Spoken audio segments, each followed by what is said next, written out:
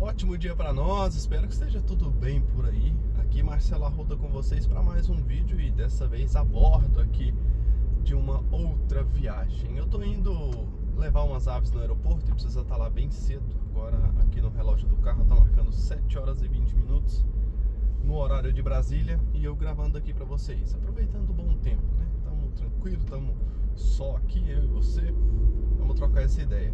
Seguinte, antes da gente começar, precisava contar com a colaboração de vocês, deixando aquele super like, se inscrevendo no canal se chegou aqui por agora, você está em casa, seja muito bem-vindo. Inclusive, deixe sua pergunta, o que você quer que eu trato nos próximos vídeos que eu estou usando como base o que vocês trazem para mim. Igual a pergunta de hoje. A pergunta de hoje ela está orientada a um quesito mais minimalista. É bonito a gente falar assim, né? Mas talvez não seja tão prático ou tão real para alguns de vocês. Vocês vão entender conforme a gente vai discorrendo sobre. A pessoa me perguntou o seguinte: Marcelo, por que eu devo acreditar na proposta da Neofema turquesina e do Burke rosa? Por quê? Gente, essa pergunta é interessante. Eu trouxe ela justamente porque eu falo muito dessas aves. Às vezes até soa como se eu estivesse puxando o saco delas por algum motivo, mas na verdade não. É por causa que hoje a gente está vivendo um tempo de menos é mais.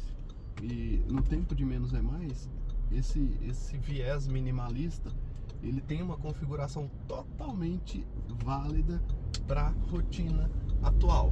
Como assim? Quando a gente tem essa configuração válida para a rotina atual, o que se percebe? Nós percebemos uma crescente. Essa crescente ela vai justamente em direção a estes psitacídeos mais minimalistas. Por que minimalista? Me dê notícias a respeito disso. A verdade é que esse minimalista que eu digo, no sentido aqui dos psitacídeos, é o que traz uma realidade de criação mais tranquila, uma realidade de criação mais simples, mais enxuta, menos onerosa, menos barulhenta. É tudo que você imaginar, é menos. Então, quando a gente leva a rotina da criação para esse nível, a gente atende as pessoas da atualidade. Então, nós estamos pegando essa geração nova que tudo que se faz é menos. Marcelo, mas você está dizendo que as pessoas não vão querer mais as outras aves? Não, longe disso. Eu gosto de falar muito das neofemas e desses outros psitacídeos justamente porque nós conseguimos mensurar de fato como está a realidade hoje. Imagina um cenário. Vou colocar um personagem aqui e te contar uma história para você entender como é que a gente entra nesse assunto. O Carlos, um rapaz de 22 para 23 anos, cursando faculdade. Ele morava no interior, ele era do interior. Ele trouxe para a cidade o sonho de se formar na faculdade e tudo. Aqui a gente tem mais recursos aqui na cidade. E aí ele mora num apartamento pequeno, alugado, onde todos os custos dele são muito bem calculados para a conta fechar. Então nós temos o Carlos que tem essa proposta. Qual que é a proposta do Carlos? Eu preciso de menos, eu preciso viver com pouco, porque agora é tempo de faculdade, é escassez, a vida está mais complicada financeiramente falando, a disposição de tempo também. Quando eu não estou na faculdade eu estou trabalhando, enfim. Dentro da proposta aqui do Carlos, a gente pensa o seguinte: mas um cara desse não tem tempo para mexer com ave, com pet, com qualquer coisa nesse sentido. Só que aí, ele trazer todos os bichos dele para um apartamento aqui alugado, hein, com uns vizinhos que nem ele conhece. O que ele vai fazer? Para não perder o gosto, e a gente que é criador, a gente não fica sem, não adianta, vocês podem falar o que vocês quiserem, mas a gente não vai conseguir ficar sem. Ele vai ter que criar aqui na cidade. Não sei, nem que ele cria na mão dele, enfim, vai dar um jeito. E aí essa ave, ela vem para pessoas com propostas semelhantes. Aqui foi um exemplo, uma história que eu inventei aqui agora para contar para vocês. Mas imagina um cenário desse, o quão faria sentido um papagaio de Burke, um Burke rosa ou uma neofema, que é uma ave silenciosa, é uma ave tranquila, é uma ave mais desapegada, ela não vai ficar tão sentida se você passar o dia inteiro fora. Ela não faz muito barulho para incomodar seus vizinhos. Ela vai ter uma reprodução média fácil, num ambiente interno, não precisa de ficar todo dia, toda hora, com aquela exposição toda. Isso serve para essa classificação de ave, que são as neofemas, são os burques, até a catarina. Só que a catarina ela já faz um pouquinho mais de barulho. Eu vou falar dela para vocês em um outro momento. Não vou entrar em detalhes.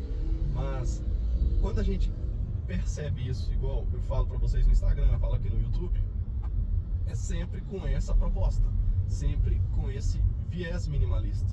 Então não é nada aleatório, tudo é muito bem pensado, tudo é muito lógico e tem um estudo por trás disso. Então quando vocês verem eu falando demais de alguma ave, saibam que tem uma lógica, tem um estudo, tem todo um trabalho sendo desenvolvido por trás disso com a experiência prática. E claro, testando e validando. Eu só aceito o resultado, menos que resultado eu não aceito. Sempre que vocês perceberem, Marcelo, mas você está falando muito dessa ave, dá uma investigada, dá uma procurada a saber a respeito disso. Uma outra questão, a gente falou aqui dessa comodidade de ter um cetacídeo desse, né? Eu estou tentando levar para você essa ideia, para você ver se isso é para você ou não. É com relação ao custo de manutenção.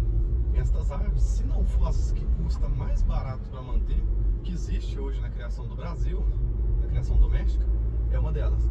É uma ave que come bem pouquinho, ela desperdiça praticamente zero, eles aproveitam quase tudo, né? Às vezes até, dependendo, até as cascas tem uns que comem.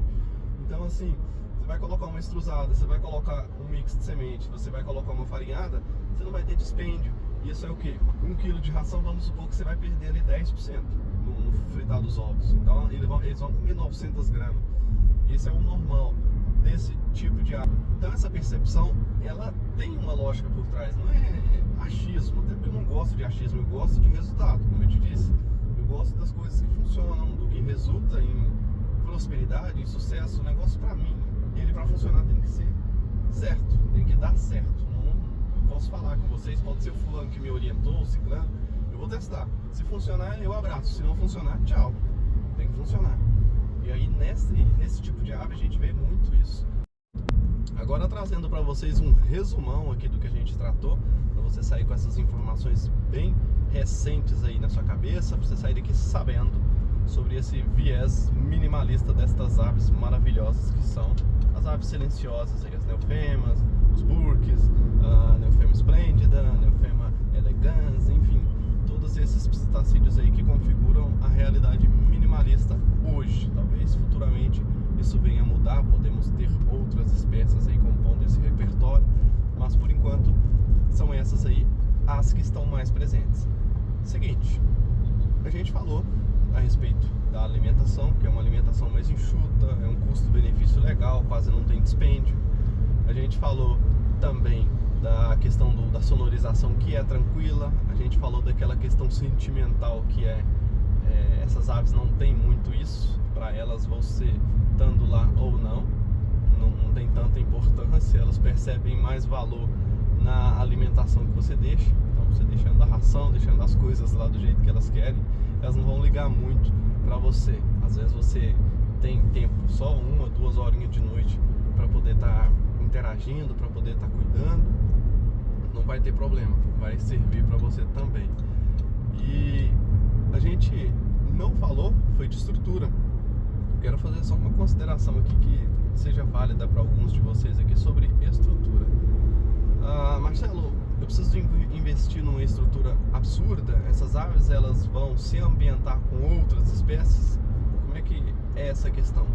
Primeiro que a estrutura não precisa ser nada absurdo, nada de outro mundo, nada exponencial. Você vai precisar do quê? De pelo menos 70 centímetros de comprimento. Isso aí para um casal, pelo menos 70 centímetros.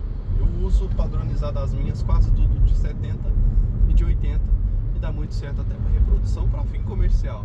Tá tudo certo nesse formato. São aves bem calmas, bem tranquilas. Você vai perceber que eles não gostam muito de ficar voando demais, não. Eles são bem mais tranquilos.